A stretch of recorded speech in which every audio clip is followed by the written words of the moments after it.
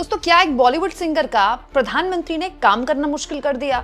एक बॉलीवुड सिंगर जो मोदी की कैबिनेट के सदस्य रह चुके हैं, मतलब बहुत बड़ी बात है मोदी के कैबिनेट का, भारत सरकार की कैबिनेट का सदस्य होना।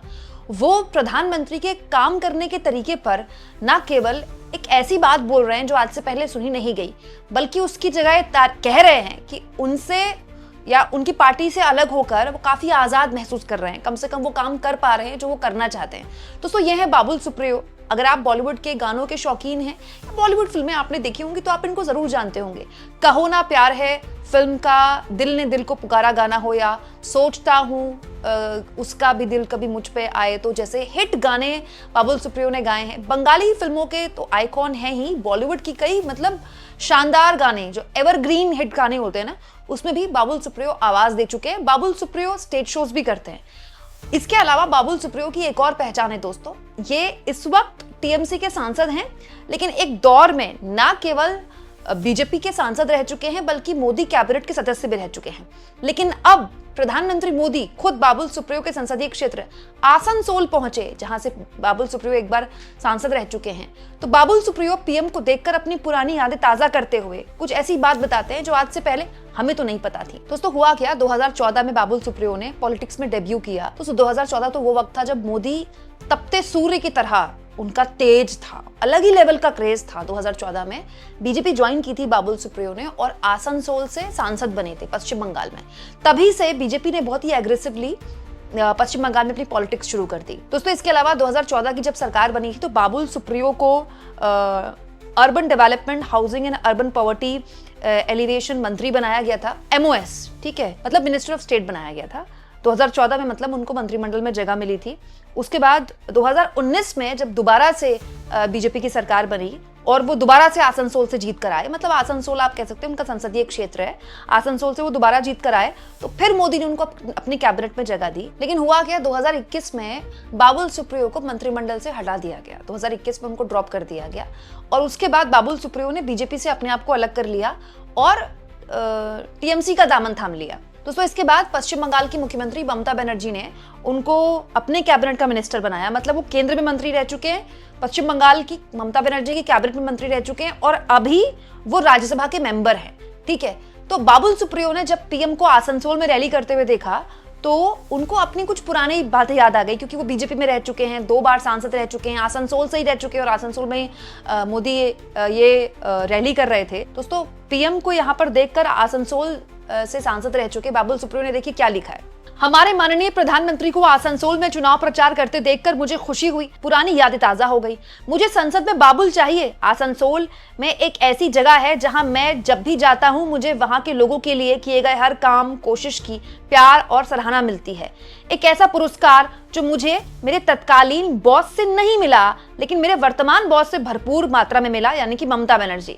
दोस्तों, आसनसोल के सांसद रह चुके बाबुल सुप्रियो कह रहे हैं कि मेरे उस वक्त के बॉस मतलब मोदी जी से मुझे वो प्यार नहीं मिला जो ममता बनर्जी से मिला है, पूर्व बॉस से नहीं मिला, मौजूदा बॉस से मिल रहा है।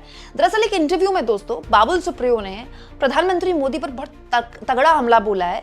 उन्होंने कहा है, ऐसा नहीं है कि मैंने गाना छोड़ दिया और कहीं और चला गया। जब मैं राजनीति में आया तो मैंने कभी नहीं सोचा था कि ऐसी धारणा बनेगी या मेरे गाने पर कोई प्रतिबंध लगेगा। मुझे लगा मैं दोनों काम साथ में कर सकता हूँ, जैसे वाजपेयी या सुनील दत्त ने किया।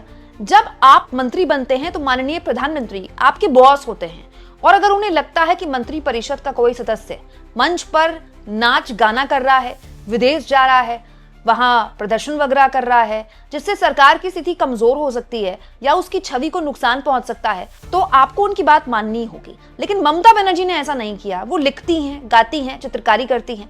दीदी ने मुझसे कहा, बाबुल कोई चिंता नहीं, तुम गाओ।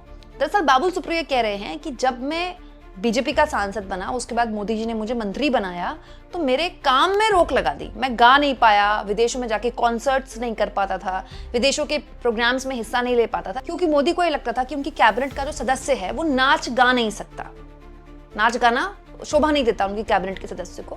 तो मेरे काम पर प्रतिबंध लगा दिया गया, जबकि मुझे ऐसा लगता था कि मैं दोनों काम कर सकता हूँ, जैसे वाजपेयी जी करते आए हैं, जैसे सुनील दत्त करते आए हैं। तो सुनील दत्त एक ना बहुत शानदार एग्जाम्पल हैं उन लोगों के लिए जो बॉलीवुड से आकर पॉलिटिक्स में अपनी धाक जमाते हैं। सुनील दत्त पूरी जिंदगी कांग्रेस पार्टी के सदस्य रहे बहुत ही शानदार नेता रहे। दोस्तों सुनील दत्त इतने बड़े नेहरूवादी और गांधीवादी थे कि वो अपनी पार्टी से लड़ जाते थे, कांग्रेस पार्टी से लड़ जाते थे नेहरू और गांधी के सिद्धांतों के लिए। आज भी सुनील दत्त के साथ काम करते हुए लोग याद करते हैं कि इतना शानदार बॉलीवुड का अभिनेता इतना शानदार नेता भी हो सकता है। और दोस्तों वाजपेयी जी के बारे में लोग जानते हैं, वाजपेयी जी लेख लिखते आए हैं, वाजपेयी जी कविताएं लिखते आए हैं।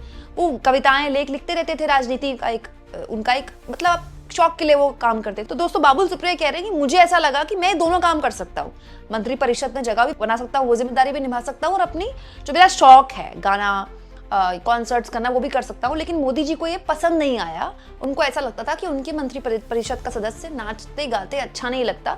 लेकिन दीदी ने ऐसा मेरे साथ नहीं किया। वो खुद भी गाती हैं, वो लिखती हैं, वो पेंटिंग करती हैं। दोस्तों ममता बनर्जी बहुत शानदार पेंटिंग करती हैं। मतलब बाबुल सुप्रियो कह रहे हैं कि ममता बनर्जी ने मुझ पर कोई प्रतिबंध नहीं लगाया, उनसे कहा जो तुम्हें करना है करो, तुम्हें गाना है तो गाओ।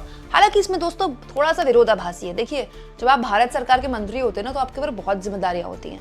आपको कई सारी मीटिंग्स में हिस्सा लेना होता है, कई सारे लोगों से मुलाकात करनी होती है। आप खुद सांसद हैं, सांसद का काम बड़ा व्यस्त होता है। दोस्तों पहली बात तो आप कैबिनेट मंत्री हैं तो आपका दफ्तर है, आपका अपनी जिम्मेदारी है वो है। फिर दूसरा आपको हर लिहाज से अपने संसदीय क्षेत्र में भी मौजूद रहना है। भाई आप सांसद भी तो हैं, मंत्री तो आप बाद में हैं, पहले आप सांसद हैं। फिर आप उसमें से जो वक्त निकालेंगे वो आप घर परिवार को देंगे। तो फिर आपके लिए वक्त बचेगा कैसे कि आप कॉन्सर्ट्स कर सकें, ठीक है, कोई सिंगिंग कर सके। लेकिन एक हॉबी तो सबकी होती है। ऐसा तो है नहीं दोस्तों कि पत्रकारिता मैं कर रही हूँ तो मैं खाली पत्रकारिता ही जीती हूँ, पत्रकारिता ही करती हूँ। कुछ तो ऐसा होगा जो मुझे मेरे काम के अलावा खुशी देता होगा। तो बाबुल सुप्रियो का ये कहना है कि मैं शौक की तरह भी अगर उस काम को करता लेकिन मुझे वो करने नहीं दिया गया, लेकिन ममता बनर्जी ने मुझ पर कोई प्रतिबंध नहीं लगाया। अब दोस्तों बाबुल सुप्रियो क्या ये कहना चाहते हैं कि मोदी इनसिक्योर थे कि उनका कोई भी सदस्य मंत्री परिषद का उनसे ज्यादा पॉपुलर ना हो, उसकी उनसे ज्यादा अपील ना हो? क्योंकि बीजेपी के कई सांसद हैं, बहुत से सांसद हैं दोस्तों जो सांसद होने के बावजूद भी अपनी अलग अलग जिम्मेदारियां निभा रहे। कंगना रनौत आज भी फिल्मों में एक्टिव हैं। सुनने में आया कि वो अपनी हिट फिल्म क्वीन के सीक्वल पर काम कर रही हैं, क्वीन 2। और हेमा मालिनी आए दिन किसी नए एड में दिख जाती हैं। हेमा मालिनी काफी एक्टिव है। सनी देओल तो सांसद रह चुके हैं, अपने संसदीय क्षेत्र में झांकने तक नहीं गए वो।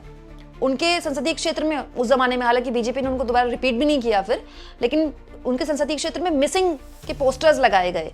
उसके अलावा भी बीजेपी के बहुत सारे सांसद हैं। रवि किशन तो जीता जागता एग्जाम्पल है दोस्तों। रवि किशन तो आप देखिए नेटफ्लिक्स में उनकी सीरीजेस आती हैं, उनकी फिल्में आती हैं, खूब आती हैं, तो वो सांसद भी हैं। और दोस्तों जनता ने उनको चुनकर भेजा है तो पॉपुलर सांसद होंगे। इसके अलावा भी बहुत सारे लोग हैं बीजेपी के जो पॉलिटिक्स पे भी सक्रिय हैं। एक सांसद के तौर पर वो अपने चुनावी प्रचार भी करते हैं, इंटरव्यूज भी देते हैं, अपने संसदीय क्षेत्र में लोगों के लिए एक्टिव भी हैं और वो अपने शौक पर भी काम कर रहे हैं। दूसरा, यह हमारे देश में ना आम चलन है कि मंत्री बन गए तो आदमी मोटा माल कमाएगा, लेकिन हर आदमी थोड़ी ऐसा होता है। लेकिन दोस्तों ऐसा होता नहीं है ना। आप जब मंत्री होते हैं तो आपकी एक फिक्स सैलरी होती है। आप एक सांसद होते हैं तो आपको जो भी पैसा मिलता है, क्या आप में उसके आपके खर्चे उसमें चलते हैं? जिसे कंगना रनौत बोलती हैं कि भाई मुझे फिल्में करनी पड़ेंगी क्योंकि मुझे खर्चे चलाने हैं, एक सांसद के तौर पर मेरे खर्चे नहीं चल रहे, जो कि गलत नहीं है। भाई हम क्यों ये मान के चलें कि हमारे सांसद या हमारे मंत्री बहुत पैसा कमाते हैं? भाई उनका एक फिक्स्ड अमाउंट ही मिलता होगा ना उनको, तो क्या उसमें उनका घर परिवार चलता होगा? तो हो सकता है ये भी एक रीजन है। दोस्तों बाबुल सुप्रियो लेकिन जो भी बात बोल रहे हैं उसको इसलिए जोड़कर देखा जाएगा क्योंकि पश्चिम बंगाल में ना कला, साहित्य, लेखन, इसका ना अलग लेवल का मतलब वहां जागरूकता है इसको लेकर।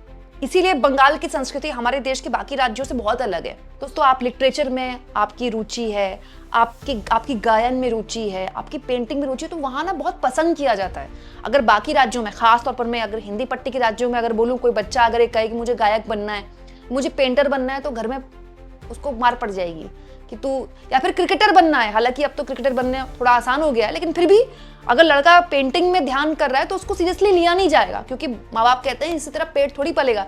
पश्चिम बंगाल में शुरुआत से कल्चर अलग तरह का रहा है, वहाँ कला, साहित्य, इसका बहुत बहुत मान रखा जाता है। तो इस लिहाज से बाबुल सुप्रियो की ये बात कम से कम 4 हेडलाइन तो बनाएगी ही। अच्छा, इंपॉर्टेंट ये भी है कि कोई मोदी के पूर्व सहयोगी द्वारा ये बात बोली जा रही है। अच्छा, दिलचस्प ये भी है, बोलने वाले बोल सकते हैं बीजेपी के सपोर्टर कि बाबुल सुप्रियो अब ये बात बोल रहे हैं, जब मंत्री थे तब तो ये बात बोली नहीं। आपको इस मुद्दे पर क्या लगता है दोस्तों? क्या एक मंत्री लेवल के आदमी का अपने शौक या फिर अपने दूसरे प्रोफेशन में वक्त देना ठीक है, या फिर जो बाबुल सुप्रियो बात बोल रहे हैं उसमें कोई कमी है? कमेंट बॉक्स में जरूर लिखिए और जितना हो सके दोस्तों चैनल को शेयर भी कीजिए।